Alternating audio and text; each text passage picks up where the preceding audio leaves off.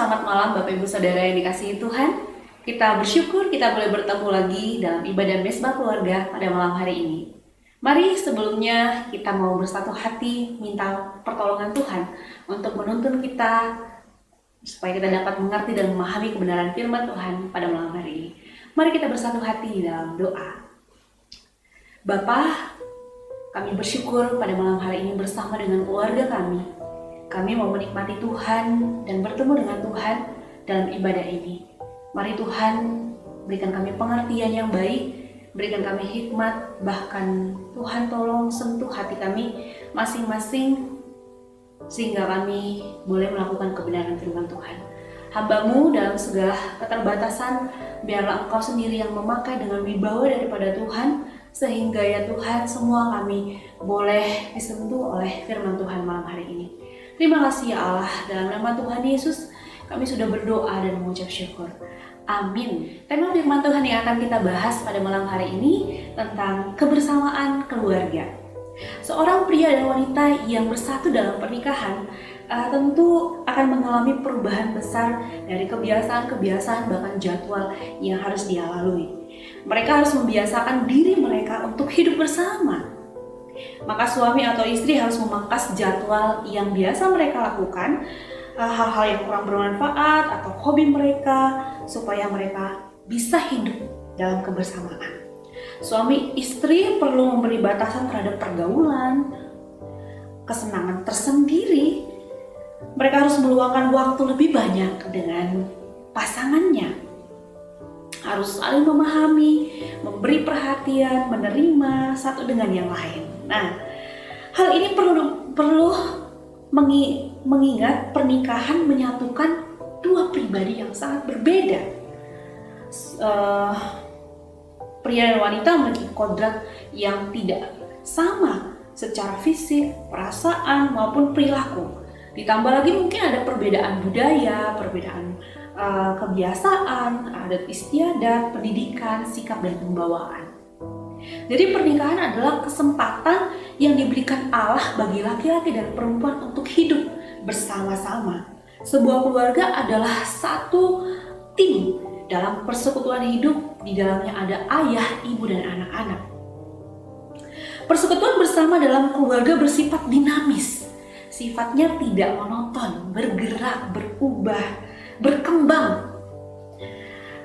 Maka itu harus dijaga keharmonisannya. Kalau tidak dijaga, maka akan retak, Bapak Ibu Saudara. Karena itu untuk menjaga kebersamaan keluarga, maka tiap-tiap keluarga perlu memperhatikan dan mengembangkan, mengharuskan hal-hal berikut.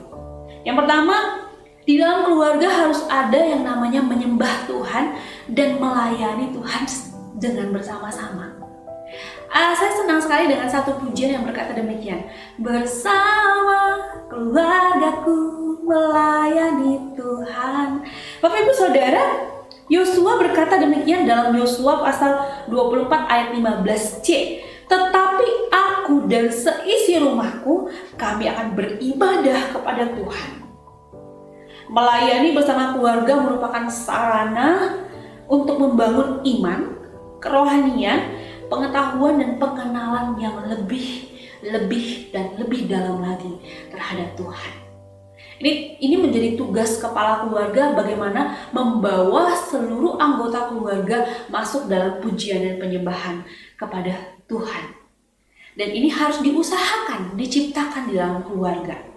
Jika tidak ada pujian, penyembahan, bahkan mesbah keluarga dalam keluarga ini tidak punya pondasi untuk bergerak, tidak punya dasar, tidak punya pola hidup yang benar.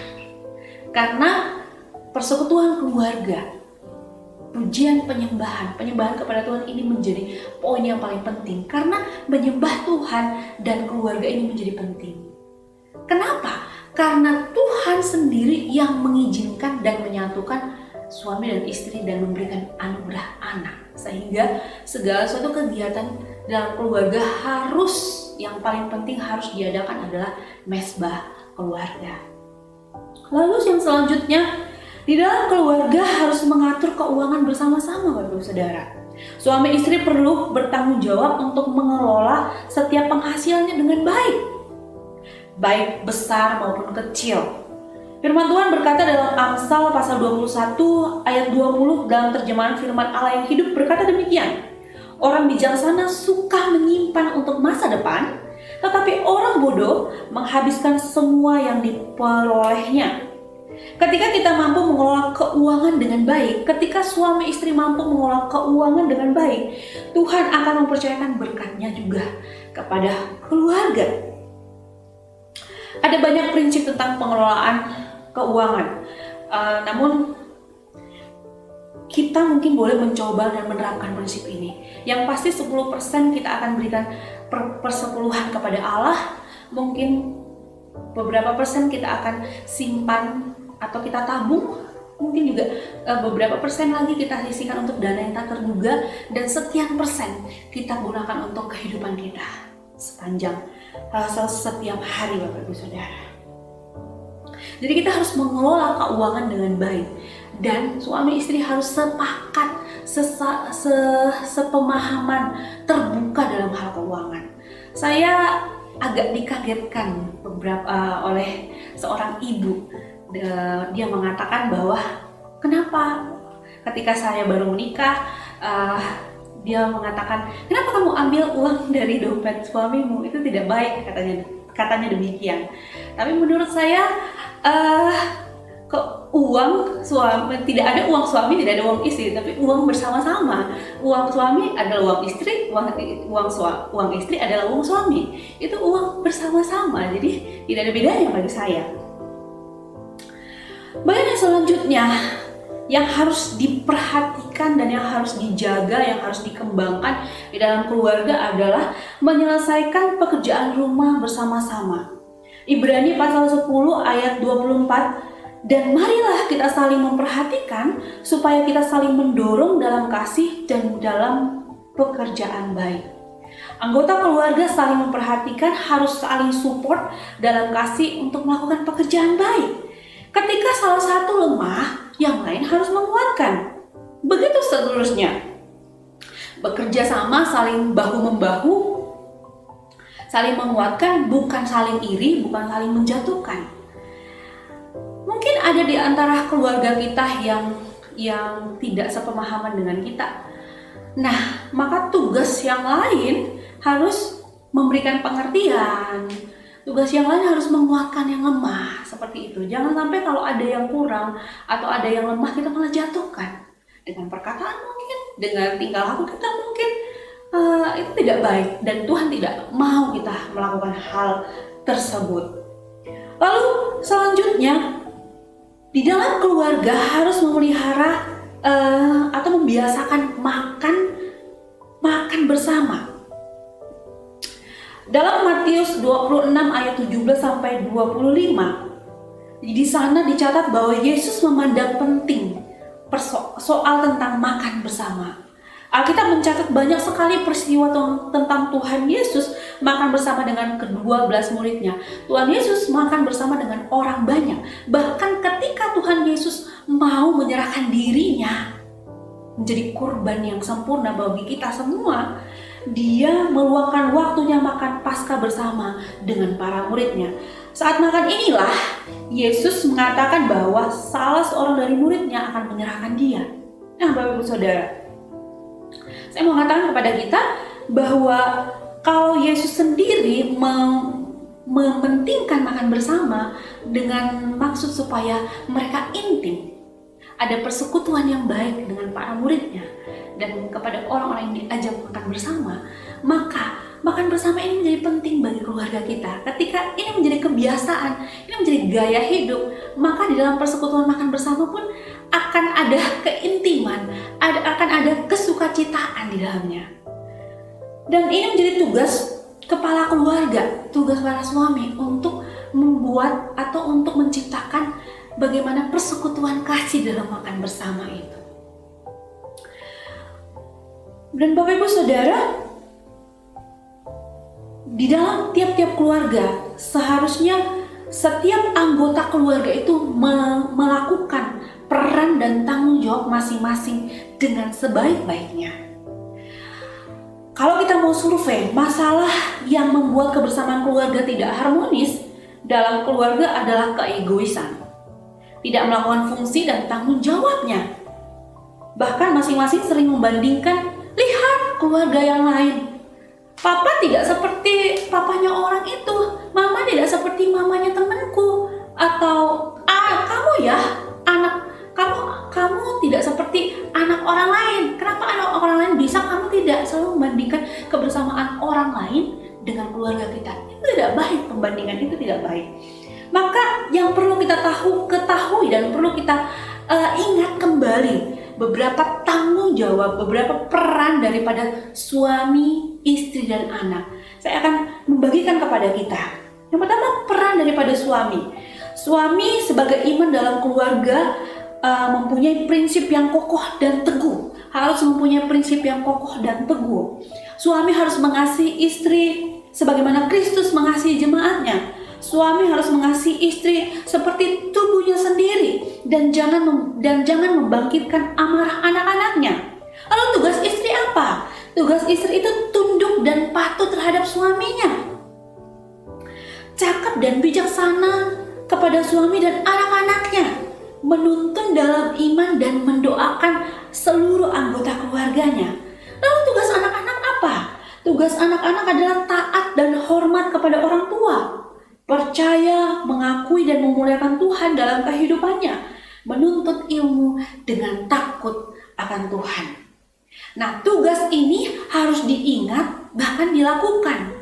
Sehingga tidak ada yang namanya keegoisan lagi. Ketika sadar betul dengan tugas dan tanggung jawab ini, bahwa tugas ini adalah tugas yang dari Tuhan, dan kita melakukannya bukan hanya karena suami, bukan hanya karena istri, bukan hanya karena orang tua, bukan hanya karena anak-anak, tetapi karena Tuhan yang menyuruh. Ketika ini dilakukan, maka tidak akan ada perpecahan. Maka masalah akan tidak ada masalah yang tidak dapat diselesaikan. Lalu bagian yang selanjutnya, Bapak Ibu Saudara, yang perlu dipelihara supaya kebersamaan keluarga itu boleh kokoh dan terpelihara adalah komunikasi yang baik antar anggota keluarga. Roma 15 ayat 6. Sehingga dengan satu hati dan satu suara kamu memuliakan Allah dan Bapa Tuhan kita, Yesus Kristus. Komunikasi yang sehat bukan datang secara otomatis, tetapi harus diusahakan. Ayah sebagai imam dalam keluarga diberikan kuasa oleh Allah untuk melalui hikmat yang untuk memimpin keluarga. Diibaratkan seperti moderator yang akan menggayat seluruh anggota keluarga, sehingga ketika ada masalah yang terjadi dalam keluarga, maka peran daripada seorang ayah, seorang papa adalah mengumpulkan seluruh anggota keluarga dan mengkomunikasikan, mendengarkan seluruhnya sehingga masalah itu bisa terselesaikan. Tidak ada kesalahpahaman lagi. Jika ada keterbukaan, jika dikomunikasikan dengan baik, masalah apapun akan terselesaikan dengan baik. Perbedaan pendapat mungkin menjadi alasan untuk perpecahan, permusuhan, bahkan retaknya maligai perkawinan. Tetapi kalau ada komunikasi yang baik, maka itu tidak akan terjadi. Yang terjadi adalah kesepahaman, kerukunan, kedamaian, dan kebahagiaan. Nah, Bapak Ibu Saudara, jika kita memiliki dan mau melakukan komunikasi yang baik ini dalam keluarga, mulailah dengan mengatakan setiap hari, aku mengasihimu Ma, aku mengasihimu Pa, aku mengasihimu Nak. Cobalah praktekkan itu setiap hari, karena memang cinta harus diekspresikan dengan kata dan tindakan juga perbuatan, Bapak Ibu Saudara. Biarlah kita suka mengatakan aku mengasihimu, I love you. I love you itu sering kita ungkapkan setiap hari kepada seluruh anggota keluarga kita. Nah, mungkin saya mau bertanya kepada kita semua, apakah selama ini kita membentuk kebersamaan keluarga kita dengan dasar-dasar yang tadi saya sampaikan? Sudahkah kita melakukan sadar untuk melakukan pujian penyembahan kita kepada Allah dan mengundang Tuhan sebagai dasar kehidupan dalam keluarga kita? Adakah kita sepaham, sepakat untuk mengatur keuangan, terbuka dalam hal keuangan, bijak dalam mengelola keuangan? Ada nggak kerjasama yang baik antar seluruh anggota keluarga dalam pekerjaan rumah?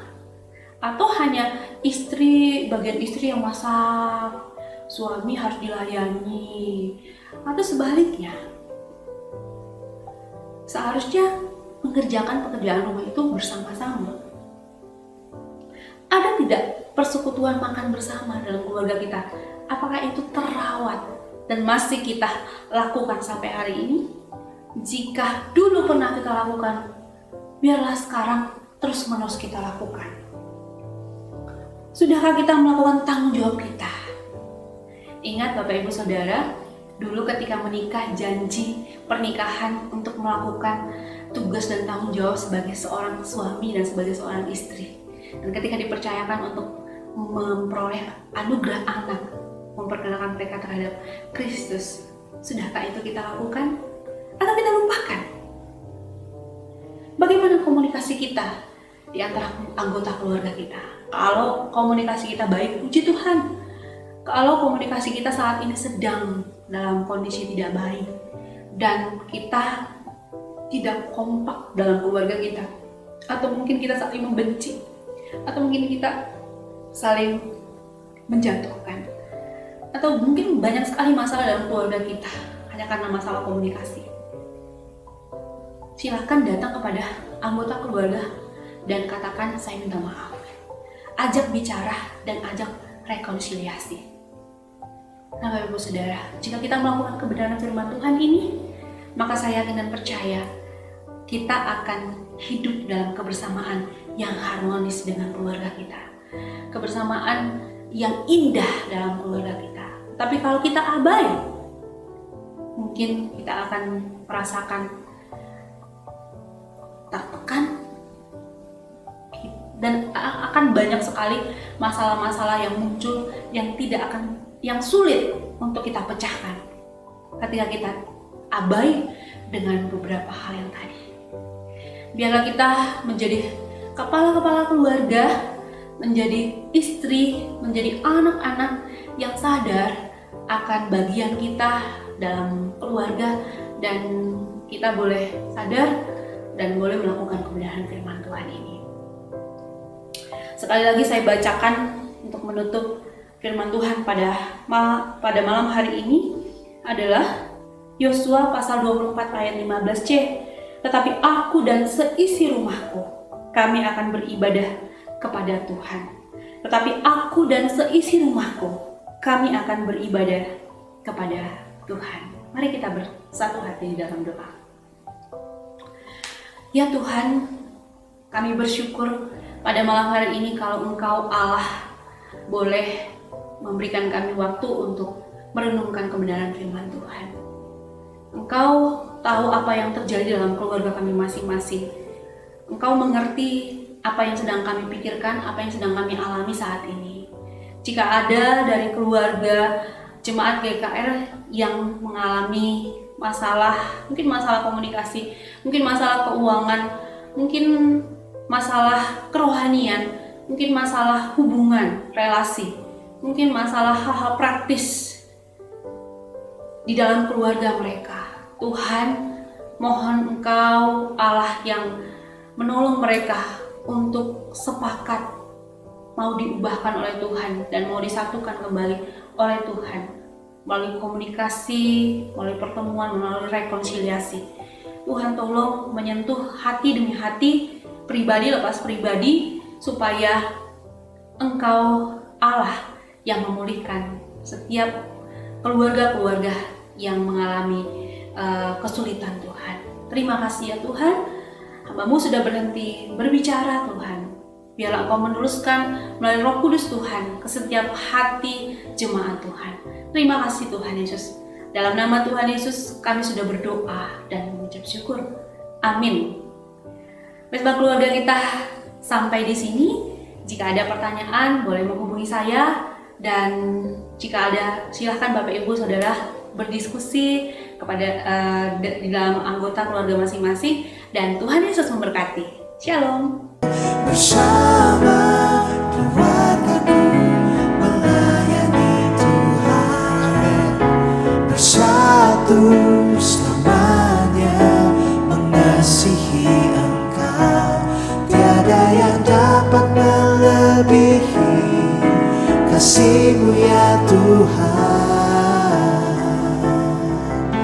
Bagi kami Engkau segalanya.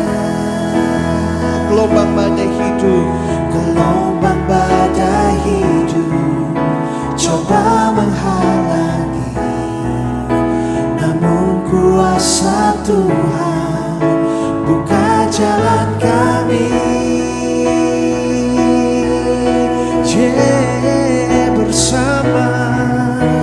Bersama keluargaku melayani Tuhan, bersatu selamanya mengasihi Engkau.